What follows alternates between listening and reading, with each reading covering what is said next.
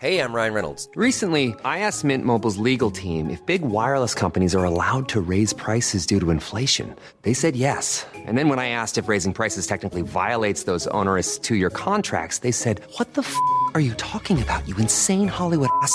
So to recap, we're cutting the price of Mint Unlimited from $30 a month to just $15 a month. Give it a try at mintmobile.com/switch. $45 upfront payment equivalent to $15 per month. New customers on first 3-month plan only. Taxes and fees extra. Speed slower above 40 gigabytes. See details. This summer, Instacart presents famous summer flavors coming to your front door. Or pool. Or hotel. Your grocery delivery has arrived, sir. That was faster than room service. No violins in the lobby. Oh, seriously? Anyway, sit back, relax, and get delivery in as fast as 30 minutes. Starring your favorite snacks, drinks, and more. Download Instacart for free delivery on your first 3 orders. Rated H for hungry audiences. Offer valid for a limited time. Minimum $10 per order. Excludes restaurants. Additional terms and fees apply. Hello and welcome to In All Honesty, the podcast where we get real about life and all the problems that come with it. I'm Michelle Ellman and I'm a 5-board accredited life coach, public speaker, author of The Joy of Being Selfish and Am I Ugly, and my new book, The Selfish Romantic, coming out in January. I'm passionate about teaching people to communicate, heal the wounds of the past, feel your feelings, and ultimately giving you the tools to change your own life. This is the space where you get your personal development needs met, and we talk about all things growth, self-awareness, and communication with complexity and nuance. So if that sounds like your cup of tea, stick around because I think you're going to like it here. Today I want to talk to you about something I found out about on Friday, which has blown my mind. So I was at a dinner party with a bunch of my friends. We were actually doing a board game night, so we were playing games like Risk and Taskmaster, when we started talking about our businesses and our workplaces, and I actually can't remember how it came up, but they were talking about their companies. Obviously, I don't work for a company, and so I don't really know how it works when it comes down to overtime and that sort of thing. And one of my friends was telling me how if they work 5 minutes on any weekend day, so either Saturday or Sunday, they have to have a full day off replacement for that day. Like, it's company policy that even if you spent 5 minutes working on a Saturday, you have to have a full day in return for even 5 minutes on a Saturday. And it's a policy they've created in order to dissuade employers from getting their staff to do a 5-minute task or a small thing, which we all know if you've ever worked in a company. I might not do right now, but I have in the past. A lot of the time it's like, oh, it's just this small thing. So it's trying to stop that. And what's even better is that within the policy, if you get work 5 minutes on Saturday or 5 minutes on Sunday, you have to have that replaced within the week. So usually he was saying that Monday he would get off if he's worked 5 minutes on Saturday. But that often means that if your employer really needs you to do something, they will either just like give you a bunch of work to do to make that 5 minutes worth it, so that you're doing other tasks in the day. But even doing that, he was saying oftentimes it will take him max a couple of hours, and in return he gets a full day off. And I just thought that was such a wonderful policy, and one that we really should implement because it feeds into one of my greatest beliefs. If you've followed me long enough, you will have heard about this. I believe in dividing your life into 100% work or 100% rest/play. So I put rest and play in the same category, but they are two distinct categories. If you've ever been completely exhausted, you're sleeping loads, so you're not sure why you're still waking up exhausted, it's usually because you're missing out on play. Now, rest and play serve different purposes, and you need both to be fully healthy as a human being. And actually, I've been using this technique today. So for every episode of my podcast I've recorded, I've let myself watch 40 minutes of TV. And that means I've watched 6 hours of TV today, but I've also recorded 6 hours of my podcast. And on any other day, I've only ever been able to record 2 in a day. But doing 100% work or 100% play meant I was able to get more done.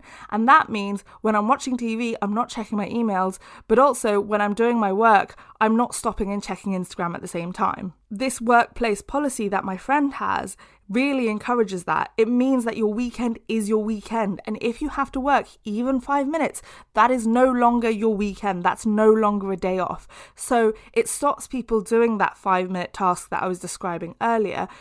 And what I love about it stopping you do that one small thing is that it's an excuse that a lot of us use as a gateway. Oh, I just have one small thing to do, and then 2 hours later you're still at your laptop. Or I'll just reply to this last email and then I'll finish for the day, and somehow it's 9 o'clock in the evening and you've worked way over time that you aren't going to clock in your hours. And yes, every company has different policies, but I want you to start thinking about the fact that is it actually worth doing that one small thing, or is it going to spiral into more?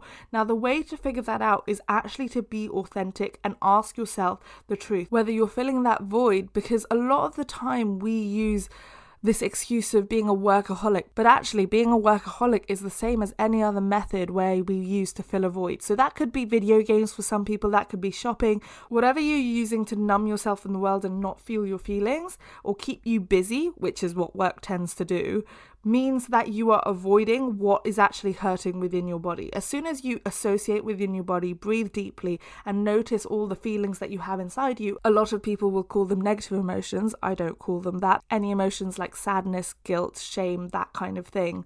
You're avoiding that. And just because it's work, and work is societally praised to be a workaholic because our society values productiveness and associates our productivity to our self-worth, doesn't mean it's any healthier than if you sat all day and played video games or used alcohol to numb.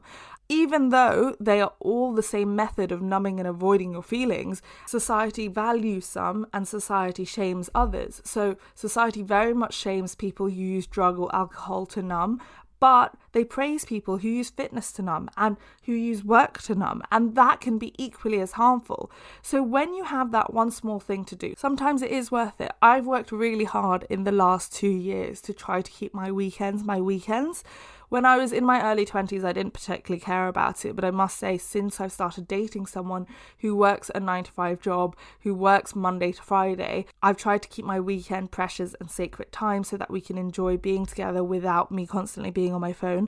And I must say, dating someone who doesn't have social media also really helps, that I'm very present when we're together. I don't go on my phone, and if you follow me on social media, you might notice I am quieter on the weekends. Or what I do now is I bulk upload stories of what happened the day before, because I actually realised I don't need to upload in the moment. But what I used to do is go, I'll just put this one story up, and then you're on Instagram and I'd be scrolling through the page and I was like, I'll just reply to one DM, and it would spiral. So what I want you to notice is the difference between whether that one small thing is occupying your brain so much that you just need to get it done, which I have done, and sometimes that's not actually doing the task but just writing it in my notes section so that it's out of my brain and I know I can do it on Monday. And sometimes I will literally write a note that says to do on Monday. Or whether that one small thing has become the excuse to do more. It's the gateway to having no work boundaries. This episode is brought to you by Progressive Insurance. You chose to hit play on this podcast today. Smart choice. Make another smart choice with Auto Quote Explorer to compare rates from multiple car insurance companies all at once. Try it at progressive.com. Progressive Casualty Insurance Company and Affiliates. Not available in all states or situations. Prices vary based on how you buy. Hey, I'm Ryan Reynolds. Recently, I asked Mint Mobile's legal team if big wireless companies are allowed to raise prices due to inflation. They said yes. And then when I asked if raising prices technically violates those onerous 2-year contracts, they said, "What the f*** are you talking about, you insane Hollywood ass?" So to recap, we're cutting the price of Mint Unlimited from $30 a month to just $15 a month. Give it a try at mintmobile.com/switch. $45 upfront payment equivalent to $15 per month. New customers on first 3-month plan only. Taxes and fees extra. Speed slower above 40 gigabytes. See details. They say opposites attract. That's why the Sleep Number Smart Bed is the best bed for couples. You like a bed that feels firm, but they want soft? Sleep Number does that. You want to sleep cooler while they like to feel warm? Sleep Number does that too. J.D. Power ranks Sleep Number #1 in customer satisfaction with mattresses purchased in-store. And now, during Sleep Number's biggest sale of the year, save 50% on the Sleep Number Limited Edition Smart Bed, plus special financing for a limited time. For J.D. Power 2023 award information, visit jdpower.com/awards. Only at a Sleep Number store or sleepnumber.com. See store for details. The reason why watching 40 minutes of a TV show and then spending 20 minutes recording a podcast episode works is because I am fully resting in that 40 minutes. If I was thinking about the next podcast episode I was going to record while I was watching the TV show, number one, I wouldn't enjoy the TV show, but number two, I wouldn't be rested to do the next podcast episodes. Yes, podcast episodes take me about 20 minutes, but I basically record them without editing and without stopping. And so it's a lot of energy. It's basically like getting up on a stage, because the audience part of public speaking isn't the part that worries me. It's the fact that you have to speak continuously. And so that consumes a lot of energy. But my energy is replenished by fully resting with the 40 minutes. And it really doesn't matter that my rest period is twice as long as my productivity period, because this is actually something I discovered while writing The Joy of Being Selfish. I used so many different techniques while writing The Joy of Being Selfish because I was stuck in lockdown and I was staring at the same wall, and it wasn't the way I wanted to write a book. So one of the days I genuinely did the same thing. I told myself I had to write 1,000 words, and then if I hit 1,000, I could watch a TV show. And then I just did it again and again. And that day I wrote 10,000 words, which is huge. My normal daily word limit is 2,000. But I wrote 10,000 that day and just spent the whole day watching TV and then going back to writing 1,000 words. And what I found was writing the 1,000 words was faster than I ever did, because I was so focused when I was doing it and I wasn't just scrolling on Instagram every 2 seconds. And so the reason why I wanted to apply it to this is because I found myself getting into a bit of a roadblock where I couldn't record more than 2 episodes a day, when actually I have pretty much a week until I get my book back. And so I wanted to get as ahead as possible. And I found myself, as much as I was recording 2 episodes in a day, I was sitting around bored and with nothing else to do for the rest of the day. And so I thought, why don't I just try this technique again? And it's worked, and it's been amazing. And it's meant I've been able to catch up on all my favourite TV shows. This is actually the week where all the seasons in America are starting up again. So it's like the new season of New Amsterdam, the new season of Handmaid's Tale have all come out. So I've been doing that all day while recording a podcast, and it works great. So I implore you to apply it to your own life. Give it a try. It might be hard at first to fully switch off from work, but the more you realise that it actually makes you more productive, even if you can't believe you deserve to rest simply because you are a worthy human being who is deserving of unproductive time or time that is chilled and relaxed, give yourself the permission to rest then, because it makes you more productive. And I truly believe that is the case. Have you ever noticed when you're in a day and you just really want a nap and you actually let yourself have that nap? Obviously not if you work in an office, but if you work from home and you let yourself have that nap, you actually get the work done afterwards so much faster. Whereas there have been times where I've pushed through, not had the nap, and something that would normally take me an hour takes me 3 hours because I'm exhausted. Whereas if I'd just given in, had the hour nap, then I could have got it done in half the time. So I think part of this is changing our relationship with rest and with working, especially because the way that society views working isn't helpful or beneficial and is quite outdated. I think a lot of us have realised that this overglorification of being busy, this need to be productive all the time, is very much associated with capitalism. And as soon as we are able to unpick that and realise that our worth is not determined by our productivity, is when we can give ourselves full permission to rest without feeling guilty. And you need to be able to rest without feeling guilty in order to actually benefit from the rest. Thank you so much for listening, and if you enjoyed this episode, it would mean the world if you could leave a review wherever you're listening to this and share it on social media and tag me in it so I can share it too. Come find me at Michelle L. Ellman on Twitter, Instagram and TikTok. We do fun things on there like Q&A Mondays, and on Fridays we celebrate your boundary wins. There's a whole community of people who want to grow and heal as well, and we're waiting to welcome you whenever you're ready. In the meantime, make sure to feel your feelings, set some boundaries, communicate in the way you want to be communicated with, ask for what you need, and I know sometimes you forget, but someone loves you, and I will speak to you next week.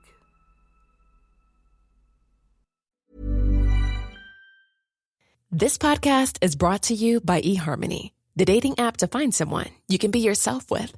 Why doesn't eHarmony allow copy and paste in first messages? Because you are unique. And your conversations should reflect that. eHarmony wants you to find someone who will get you. How are you going to know who gets you? If people send you the same generic conversation starters they message everyone else. Conversations that actually help you get to know each other. Imagine that. Get who gets you on eHarmony. Sign up today. This episode is brought to you by Progressive Insurance. You chose to hit play on this podcast today. Smart choice. Make another smart choice with Auto Quote Explorer to compare rates from multiple car insurance companies all at once. Try it at progressive.com. Progressive Casualty Insurance Company and Affiliates. Not available in all states or situations. Prices vary based on how you buy.